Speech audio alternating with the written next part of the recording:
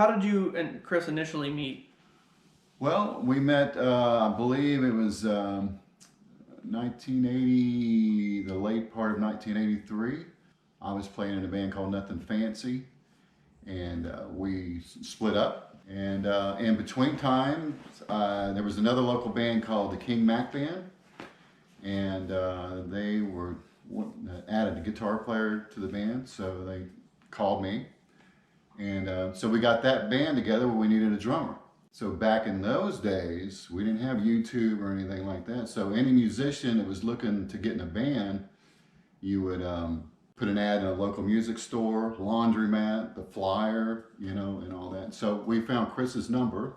We called him, and at that time we were rehearsing at my mother's house in the garage. And then Chris showed up, and that's how that became, you know. And so him and I hit it off just really great, you know, right off the bat and everything. So what happened was a person in that band got sick, so we ended up, you know, splitting up. So me and Chris, we just hit it off so well, we decided just to start a band ourselves, you know. And that's how Assault eventually came into play, you know. I guess that kind of bled into my next question. I was going to ask how Assault got started. Okay, well, Randy Kelly was a singer, also in Nothing Fancy Band. Me and him were still our best friends. We grew up together. So that band split up.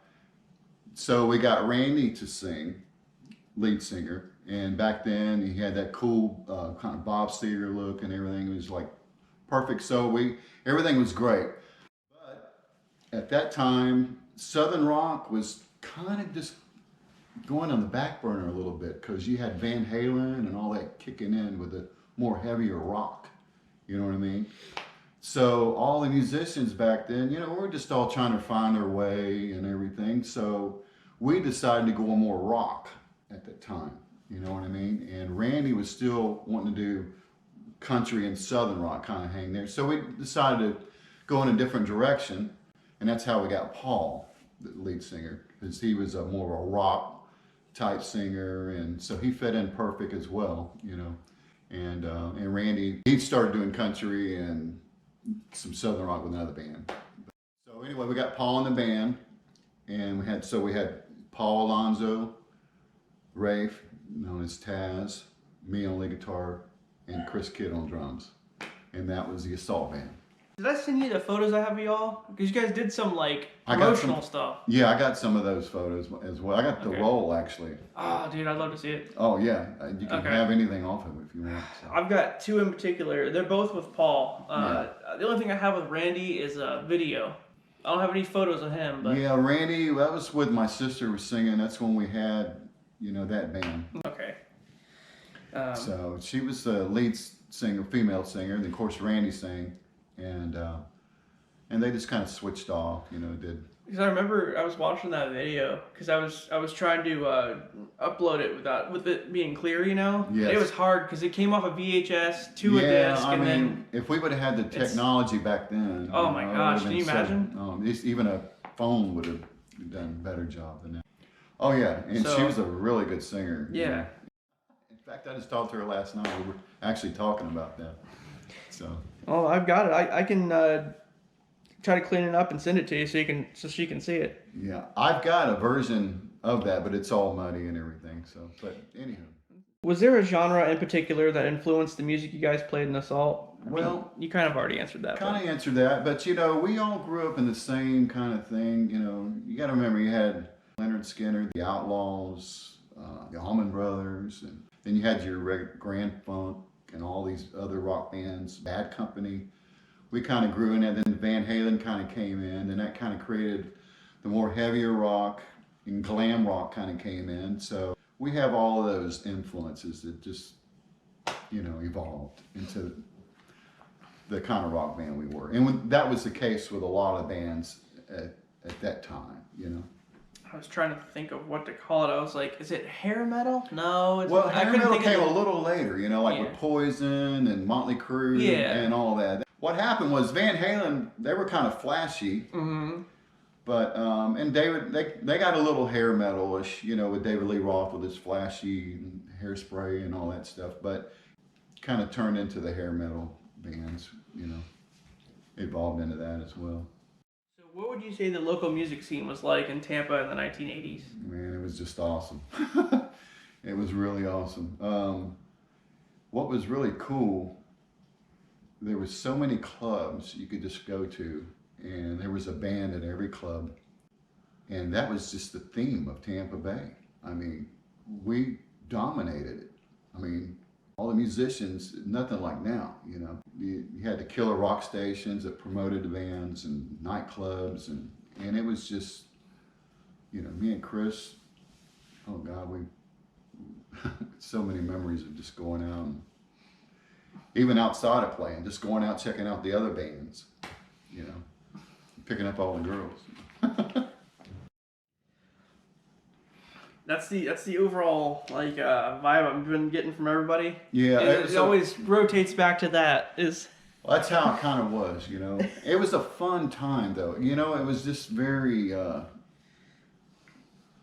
you know, it was just, I don't know, just a good atmosphere. You know, it was really, I missed out, it was man. just good times. I was off by like a couple decades, I think. I came later.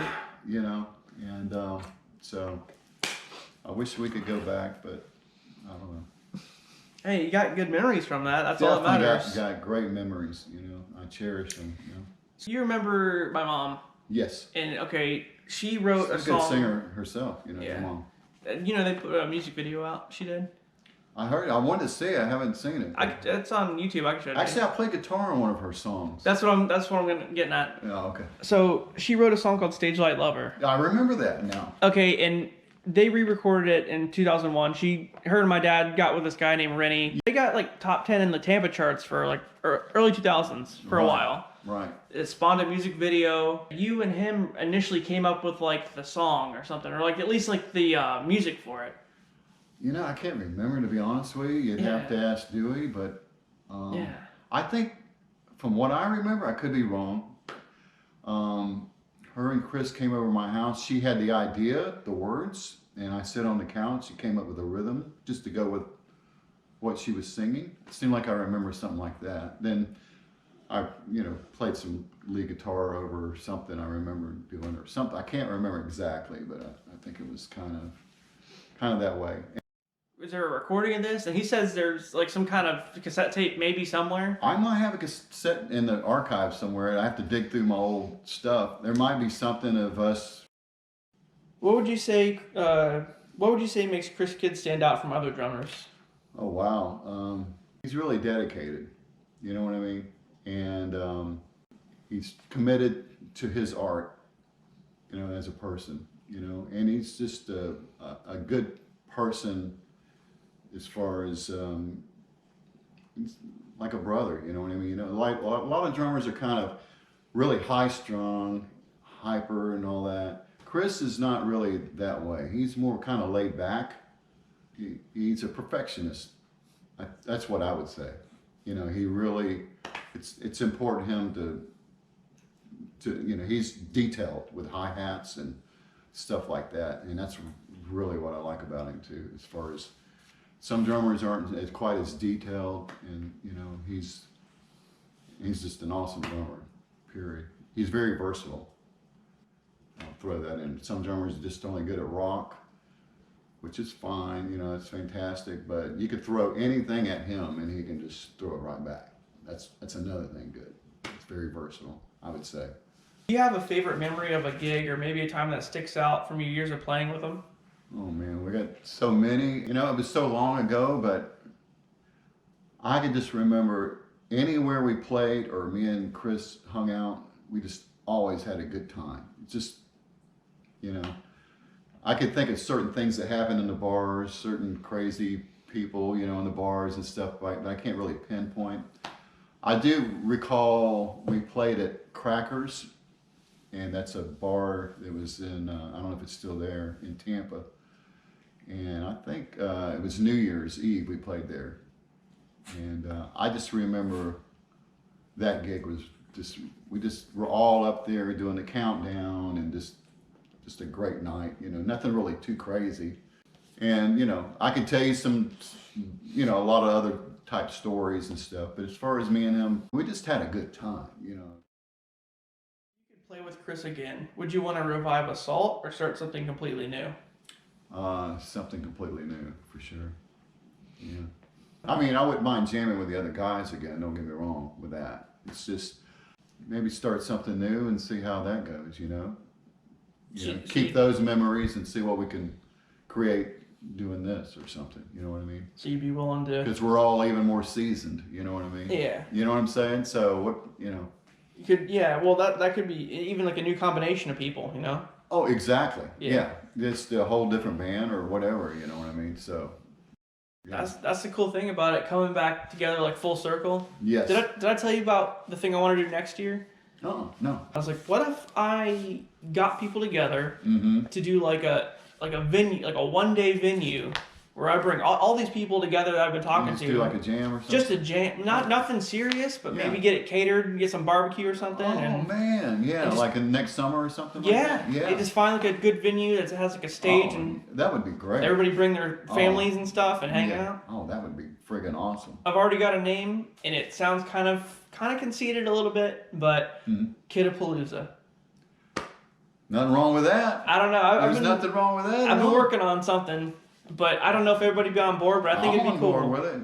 Just everybody bring an instrument and just hang out. If you don't want to play, cool. If you do, just have like an open jam. Whoever wants to get up there and do something. Jam and just have a good time. That's all I want to do. Yeah. But I think that'd be kind of a cool thing to do. Maybe in the next couple months or next summer or something. Yeah, next summer probably for sure for me. You know? Yeah. Yeah, that would be great. It's a work in progress, and I came up with the idea. I'm like, what if? I think it's fantastic. A lot of people don't know, besides being a killer drummer, he's a killer. He's a great singer. Chris has got a great voice, you know, and so just want to put that out there as well. So there's a song, Who's Right or Wrong? He used to do that, Johnny Van Zant. Van Zant. All right. Yeah. What would you say, if anything, his legacy is? Ooh, well, spiritual, grounded, kind to others, do anything for you. I would say a good family man, a great friend, you know, and the people that got to jam with him will just know that, you know, he was just a good drummer, you know, good all around Chris Kidd. You know what I mean? All right. The last thing I got for you, man, is if you just want to look in the camera, like you're talking to him, just whatever you'd like to say to him. I would like to say, Chris, I love you. You're a brother. And can't wait to let's get together and jam. And peace. I love you, brother.